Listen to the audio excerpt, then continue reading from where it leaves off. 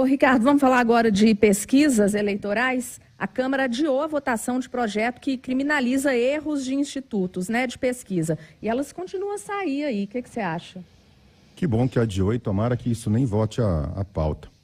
Aline, toda vez que eu venho aqui para Itatiaia de manhã, hoje não, né? Hoje é feriado, hoje não tem trânsito, mas toda vez eu vou deixar minha filha na escola e venho para cá. Sabe o que é a primeira coisa que eu faço quando eu entro no carro? Eu entro naquele aplicativo lá, no Waze, né? E faço uma pesquisa. Ver qual é o melhor caminho. O Waze faz uma pesquisa, ele coleta os dados dos usuários para poder me sugerir o melhor caminho. Hoje é feriado. Todo mundo que resolveu pegar uma cachoeira, ir para a roça, ir para uma praia, todo mundo consultou a previsão do tempo. A previsão do tempo é uma pesquisa. Quando tem jogo do Atlético, né?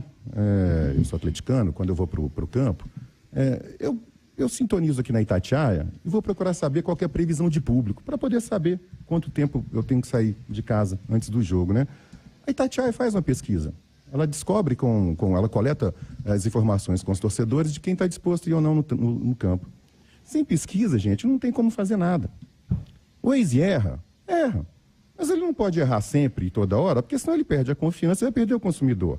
Se a Itatiaia, toda vez que fizer uma previsão de público, der errado, ela vai perder a confiança e vai perder o consumidor. E é assim com qualquer setor da iniciativa privada.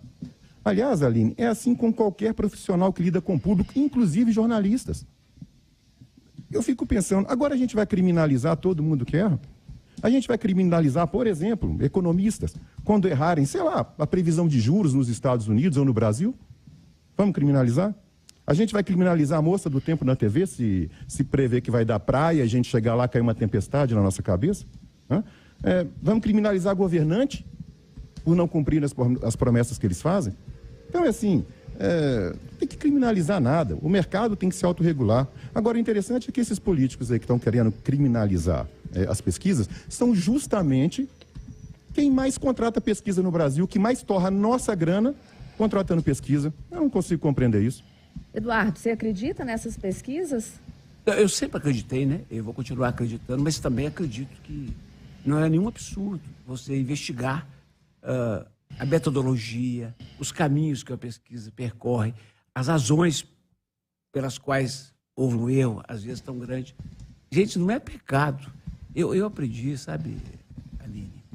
Eu acho que nós estamos nesse mundo para evoluir, certo? Certo. E se tem uma evolução que tive em relação ao meu pai, na criação de filho, é que meu pai, não por culpa dele, mas por circunstância, ele corrigia a gente na hora que estava com raiva. Então eu julgava a primeira coisa que tivesse na frente na cabeça da gente. E eu aprendi que não podia fazer isso com a minha filha. Devia esperar, acalmar e, contrariando muitos pedagogos, quando necessário, dar um tapa na bunda. Então, é isso. Seguramente minha filha vai criar os filhos melhores. Você não pode fazer nada quando está com raiva. Há uma insatisfação com relação aos resultados da pesquisa que eu considero compreensíveis.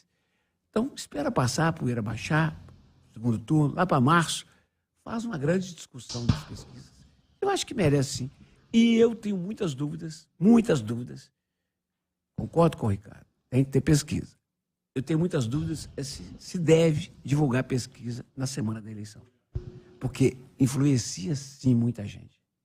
Ô, Malco, você acha que é um absurdo investigar? Temos que separar as coisas, Aline. Ninguém pode estar livre de uma investigação quando comete malfeitos. Então, investigar se há caixa 2 nos institutos de pesquisa, investigar se há dinheiro comprando resultado, investigar se há fraude intencional dos institutos. Isso tudo é passível. O que não se pode é investigar um resultado porque não se gostou dele. O que não se pode é investigar um resultado de um instituto específico porque ele deu um resultado diferente que se esperava que desse.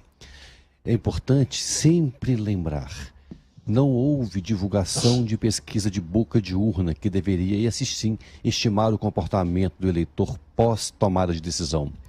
Todas as pesquisas foram interrompidas no dia anterior da eleição. Ainda pode haver movimentação. E considerar isto um crime mostra que aqueles que estão criminalizando os institutos de pesquisa estão, de fato, lamentando porque o resultado não foi aquele esperado. E volto a falar, As pesquisas não são perfeitas, mas são muito melhores do que a popularidade digital. E se compararmos então com o Datapovo, que só mede a capacidade de mobilização de pessoas nas ruas, ela é um instrumento indescritivelmente melhor do que todos os outros. Então, a ideia não deve ser criminalizar, e sim criar sugestões de melhoria das metodologias e critérios de divulgação feitos pela imprensa para que esta informação, que é importante para o eleitor sim na tomada de decisão, pois ele pode se balizar pela probabilidade de vitória de um ou outro candidato, mas daí tirar a informação ou criminalizar só por criminalizar, para mim é algo de quem não reconhece a importância da informação em uma democracia. Só fazer um complemento aqui, que o Du comentou e o Malco agora também, a questão desse projeto é que ele criminaliza os institutos que errarem, né? A questão, o Eduardo falou sobre investigar, eu prefiro o termo esclarecer, eu acho que isso não tem problema nenhum, né? Uma CPI nos institutos de pesquisa, não vejo problema nenhum. Se não for uma CPI de caráter político, como sempre ocorre, mas para poder esclarecer, até para poder tentar corrigir os erros que ocorrem, sim, eu acho legal. O projeto que foi adiado criminaliza institutos que errarem. E isso é que eu sou radicalmente contra. Edilene, você concorda com o Eduardo quando ele diz que as pesquisas são liberadas, né, muito perto da eleição? Isso é ruim? Aline, eu acredito que as pesquisas tenham algum potencial de influência no voto do eleitor quando elas ocorrem em cima da hora, mas muitas coisas têm influência no voto do eleitor. Em relação à criminalização, eu também acho que tem que se ponderar aí, porque tanta coisa errada de fato acontece intencionalmente e não é criminalizada. Se um instituto de pesquisa errar, porventura, por alguma dos critérios que utiliza na coleta da pesquisa, porque isso pode acontecer, local de amostra, faixa salarial, a forma como a informação é coletada, se é por telefone ou é presencialmente, tudo isso pode ocasionar algum erro, alguma distorção no resultado da pesquisa. Mas nós vamos lembrar que nas pesquisas presidenciais dos institutos sérios, reconhecidamente sérios, eles podem ter errado um pouco no percentual, mas nenhum deles, dos grandes, errou o resultado das eleições do primeiro turno. De fato, o ex-presidente Lula venceu as eleições no primeiro turno, ou seja, tem um segundo turno, mas ele saiu na frente do presidente Jair Bolsonaro. E isso era apontado pelos institutos sérios. E os outros institutos que apontavam outro resultado que não esse, de fato, erraram totalmente.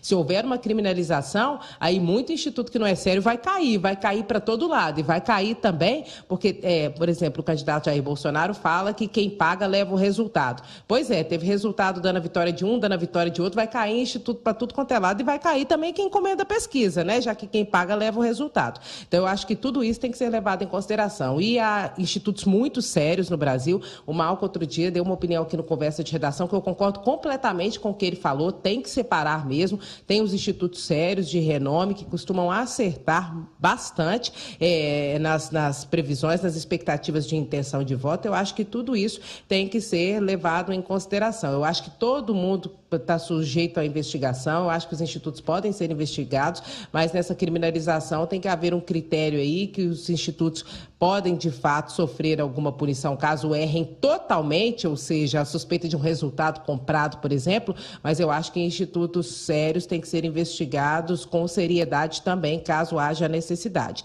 Não é banalizar a investigação, é banalizar a criminalização, como o Malco disse, porque uma parte ou outra não gostou do resultado. Aí eu acho que realmente é algo que seria seríssimo. E eu já tinha dito, inclusive no Conversa de Redação, que os institutos de pesquisa talvez estivessem subestimando votos do presidente Jair Bolsonaro, que tem, de fato, muitos votos e que poderia ter a chance de ter mais votos do que apontavam os institutos de pesquisa. Isso tem a ver com o que eu falei agora anteriormente. Talvez a captura tenha tido algum erro, local de amostra, faixa salarial, forma de coleta por telefone ou presencial, mas nada que prejudicasse a previsão feita pelos grandes institutos que previram o ex-presidente Lula na frente do presidente Jair Bolsonaro no primeiro turno. Ô Eduardo, e há 18 dias aí do segundo turno, vai sair pesquisa demais, não vai? Vai. E se a gente quiser aprimorar a nossa democracia, que está só engateando, a gente tem que ter controle. Tem que ter controle. Controle da sociedade, investigação, fiscalização. O Instituto tem que mostrar quem contratou, como é que foi a metodologia, qual o registro, onde captou os votos. Porque nós tivemos alguns resultados.